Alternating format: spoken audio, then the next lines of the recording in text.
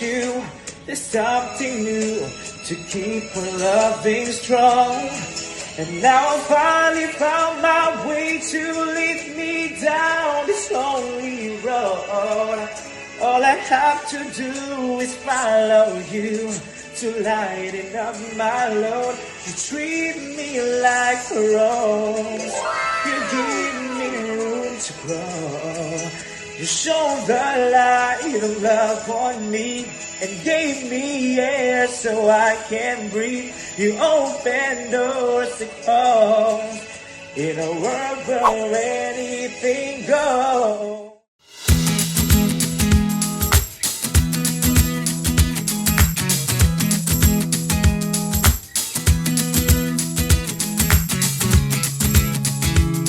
So yan at kami naman ang may host ngayon. Katapos nung blessing ng bahay nila kuya kami ay nagsalo-salo dito sa amin. Kasi si Papa De pabalik na ng Amerika bukas ng umaga. Yan. So naisipan namin mag-barbecue. Nandito kami ni Papa sa labas. Si Papa busy. Oh. Ay sus. Mabenta yung barbecue ni Papa? Parang nasa blackstrap lang. Nung nasa blackstrap nahirapan kami magpaano nung apoy doon sa nabili natin na uling. Charcoal, uling, tagal. So ito medyo mabilis. Sila Jo ay nandun sa loob. Baka magtaka kayo kung sino yung nasa intro namin Yung nasa intro namin si Sir Jeff. Shout out kay Sir Jeff ang ganda ng boses ni Sir Jeff. Si Sir Jeff nasa US yan. Kaibigan namin yan. Nandun siya sa Amerika. Hindi ko alam kung saan sa Amerika. Tanong ko muna si Joanna kung saan si Sir Jeff sa US. Yan. Mahilig ko makanta-kanta bago pumasok ng trabaho. Shout out mo Sir Jeff. Hi Jeff. And also to my closest friend Cheska. Happiest birthday. This is for you. Yan. So kami ay may salo-salo rin naman. Ngayon baga. Nailin mo na yan, nag-iwal na rin. Nagahapot ka. Kaaway-away na. Nagtatanong kasi, ano daw ikaw? Si Cheska. Parang kung ano daw. Villapuerte. Anong nangyari? Birthday. Cheska, happy birthday. Yan. Baka makalimutan na naman. Nag-comment. Belated. Yan. Belated. Baka naman birthday. Birthday. Say hi din kay Jeff. Isa pa kaya meron kaming salo-salo ngayon kasi si Papa D babalik na ng Amerika. Bukas. So, ang flight niya pabalik ng saan ba yung babalik? Palm Spring. Yan. So, babalik na. Sayang hindi siya makakasama sa trip namin palabas ng Saskatchewan kung kailan. Sayang. Pero okay lang. Pupunta ka ng Switzerland. Pupunta ng Switzerland. Pupunta siya ng Switzerland. Ha? Si Papa D. Pupunta ng Switzerland. Kaya, May tour kami sa Europe. di ba? May tour sa Europe. Bongga. 7 countries. 7 countries. Sabi, 2 country lang. Canada, Philippines. Sana oil. Sana oil. Sana, ito. Si Mama. Ay, ni Papa. Napod ka ni Papa. Si Papa, nag-iihaw. Si Mama nagluto nitong carbonara. Joanna, napod ka ni Papa. Justin, are you done? Samahan ko pa na si Papa sa labas. Doon na. Patapos na. Kunti na lang. Last na to, tapos Kain na. ayan. Last na to, tapos Kain na. kain na kami. Kami naman. Si Kuya nandun na. Lumalapang na. Tumisirada na. Konting pay-pay lang, kain na. Sarap. Sabi nila Papa di, sarap daw eh. Tapos yung mga dumadaan dito na neighborhood namin Ng mga white. Yan, ang sarap daw ng amoy. Sumisilip pa eh. Sumisilip pa eh. Gusto mong makitikim eh. Nahiya na. Kaya na, pinresyohan eh. May presyo na.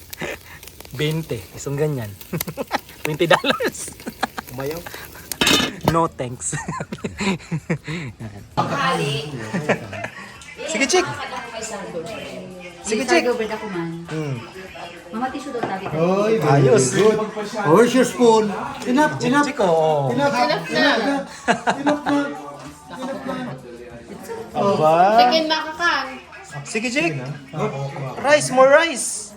Kung ano kada ako makakan. Nagsinap na. Here. Yan. Give me a big one. Siyempre, may sangria na naman sila. Eat na. Take Okay, out. sangria. Ulam ni. I'm so happy. Rice. Si Papa hindi makano kasi inano si Isabel. Ako, I'll wait. Ayan, doon pala si Papa. Kanino to? Mga tira-tira ako mag-uubos. Ang mga bata. Yung mga hindi kumakain ng taba. Chicken na yung tinatin. Ayan. Nag-break dance na ba ko yung aki mo? 2 hours later. Yan, umuwi na yung mga bisita namin. Sila Papa, uwi na rin tumamaya. Kaso, may lulutuin siya. Yung pamatay na Bicol Express. Yung Bicol Express. Yung pumunta ako kanina sa MOA. Bumili ako ng, ano yan, bagong alamang. Yan. Ito yung pinabili sa akin ni Papa. Yan, to. Ito yung gusto niyang ginagamit. Ayun. Yung iba kasi may suka eh. Ito pa, walang suka. Ito lang eh. Subukan. Ay, buray. Meron po. So, gagawa kami ng Bicol Express. Si Papa gagawa ng Bicol Express. Nakapaghiwa na siya ng ano. Ang importante dyan ang taba. No? Taba? Taba ang importante dyan. Sa Muho ka na rin ito binili. Yan bawang.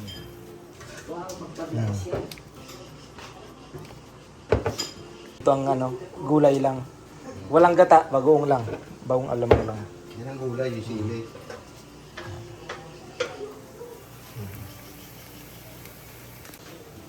Mag-tutorial tayo kung paano gumawa ng Bicol Express na walang gata. So bawang, sibuyas, tapos ito $1 na lang to doon sa Asian grocery, mga Asian sa Market of Asia. $1 lang yan, ilang piraso. Ito yung pwedeng gamitin. Kasi wala daw to suka sabi ni Papa Oo, yung nabili kasi sa may suka. Yung nakaraan, yung sa Toronto, nabili namin merong suka. Oo, masim. Pero mo, wala yun, papatuyuin mong maigi.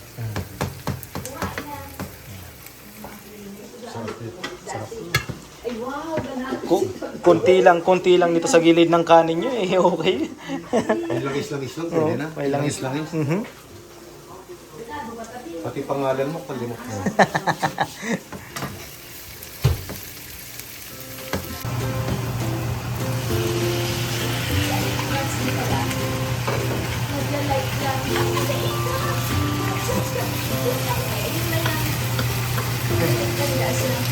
Shout out kay Auntie Franz. Sabi ni Mama. May nagla-like. Oh, mag-like. Ala. Subscribe, like, Yan. share. Subscribe. Subscribe. Ito, ang gagawin nyo dito, pagmamantikaan nyo, ba? Dapat lumabas talaga yung mantika nyo. Para piniprito mo na. Kaya dapat pag magluluto kayo nito, piliin nyo yung mataba.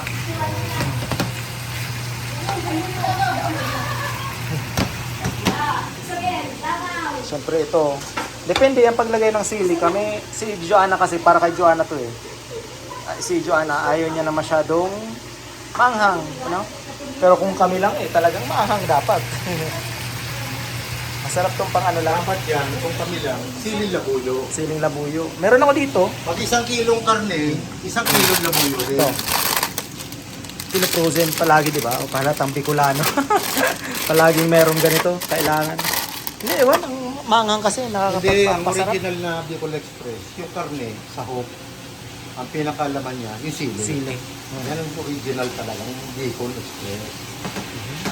Dahil para matikman ng iba, konti lang ang sili. Tama lang. 1 kilong baboy, 1 kilong sili lang. Labuyo pa yun, sa Bicol, labuyo, maliliit. Maliliit na sili lang. Minsan nga, isang karne lang eh. Isang karne maliit eh.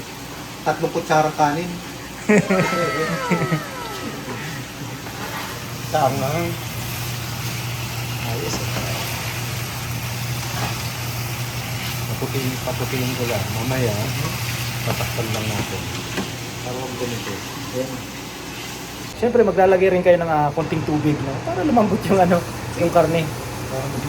Tapos para pag nawala yung tubig, doon na magsisimula magmantika, Tapos ito pala, sasalain nyo kasi maalat masyado to Hugasan ng konti. Para hindi masyado maalat. Bagoong alamang, Bulacan. Kapalabasin mo pa mantika nun. Pag lumabas na yung mantika, ilalagay na yan. Mga bagoong. Other one? Come here. Say hi. Hi, I Ay, kana kasi dalang mo. Dalangaw. Yeah, yeah, Nakapasok na langaw. yeah. Like the ram. You like the ram.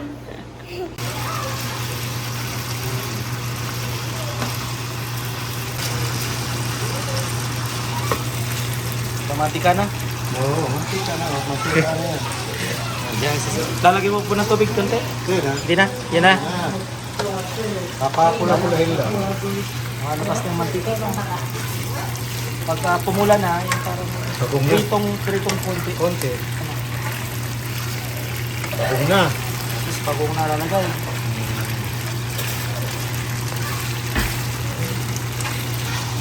Ayos. Pula na. Yan. Balaw. Balaw yan sa Bicol. Bagoong. Balaw. Yung pagpula siya. Sige. Ano na yan?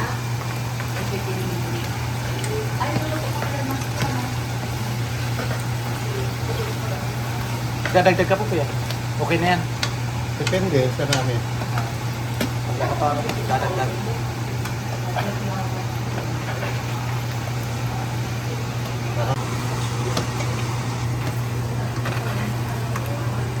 Solid ito. Depende sa panlasa nyo ha, pag ano, maalat. Tansyahin nyo lang ang pag ano, lagay ng bagoong. Mas papatansyado yan. Hinugasan pa yung bagong Tugasan pa kami yung bagoong para kasi baka maalat. baka masyado maalat eh.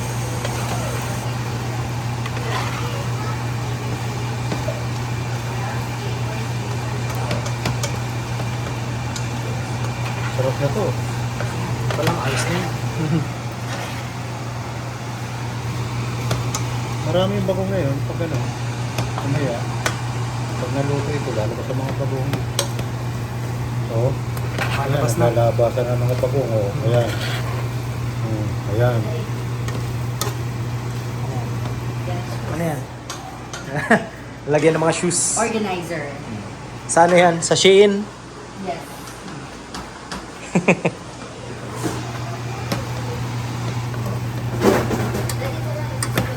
Yellow mustard. Nasa. Sira. Baka mustard. Makapit ng sukar dito.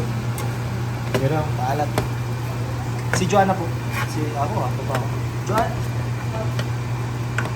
Lasahan mo. Ang sarap. Hop! Ayan na, yung gulay. Pag kulang, dagdagan yung sili. Oo. Kaya tama-tama ito. Tama-tama lang. It's yun. my- Kila, ano, sa kanila. Sa atin, kulang to. Lagyan natin pulang sili. Sarap yun. Eh, tayong dalawa lang kakain. Sa amin kasi talaga, pag gusto namin, maanghang eh. Oh, kaya lang, yung iba hindi kumakain ng manghang. Si request kasi doon ni Joanna, kaya yung tama lang na pang ano lang, pang gilid lang sa kanin. Saka si Joanna ang namili ng ingredients. Kaya si Joanna ang masusunod. Kaya yan lang.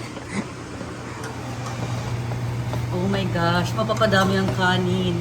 Tomorrow ay magda-diet na. Palagi naman. Palagi naman sa diet. No, diet. Like, instead of 5 rice, 3 na lang. Sino rin? Okay, I'm ready. Maaskat. Gusto ko may taba.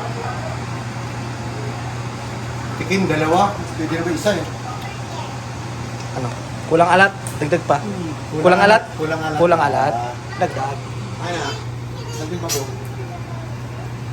Yung alat, depende na sa inyo yun. Katulad ko, pag nagluluto ako, mababa ang ano ko, timpla. Hindi ako masyado maalat maglagay. Kaya ako binawasan.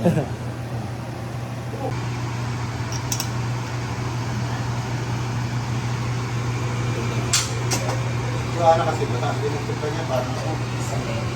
Sila papa. Tapos kami ni Joanna. Yung timpla nila medyo mataas. Ako naman nasa tatay ko kasi si papa halos hindi naglalagay ng asin. Oo nga.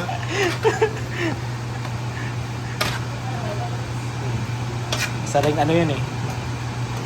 Mahilig magluto.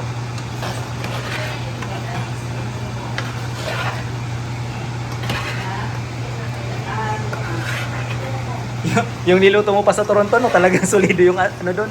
sili. Yung sili doon, grabe. Pero yung mga ilonggo nating ano nun, binanatan, sarap na sarap sila nung anghang na yun. nagbaon pa. Nagbaon pa. Nabitin pa daw. Oo, bitin pa. Busog na, nabitin pa. O yan o, Bicol Express na.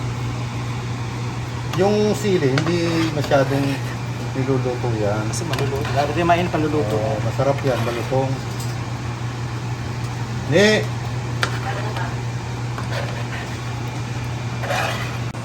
Lugi ah. Lasa ulit. Titikman lang, dala-dalawa pa. Mainit Ubus sa lasa mainit. pa lang, ubus na eh. Oo, wala na. Ubus na. Kunti lang sana, hindi yung kain. Kulang pa. Konti pa. Kunti pa, asin na lang. Balaw. Balaw. Lugi pa? Balaw. Konti na lang. Kunti pa ng bago, hindi talaga ng ano. Alat mo. Control lang. Grabe Hindi ka ako lang. ginamit ko yung tanguto ko. Grabe ka sa alat yan. Sa'yo lang naman yan. Sigurado na po. Sigurado na. Pwede. Control lang kasi. Pero may kasi. askat na nagkatag. Ne. May alat na Mayong askat. Ha? Pwede mo nga nito pa.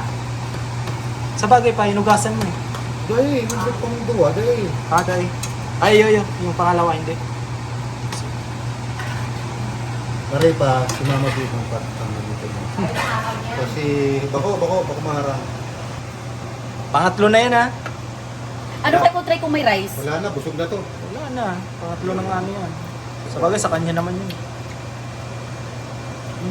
Oh, pwede na. Ang kulang pandikit. Nasa nose ko na. Ano, kulang dikit.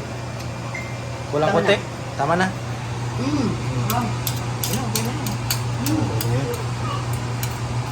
Mahirap kasi masobra ng alat. Yung iba, yung iba, pwede naman maglagay yung gata, ng gata, ano? Yung iba. Oo.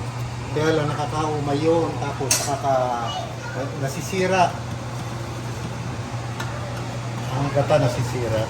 Ito, maski na isang buwan sa rep, Ilalagay lang nga namin doon sa garapon ng stick ko. Eh, asan na yun?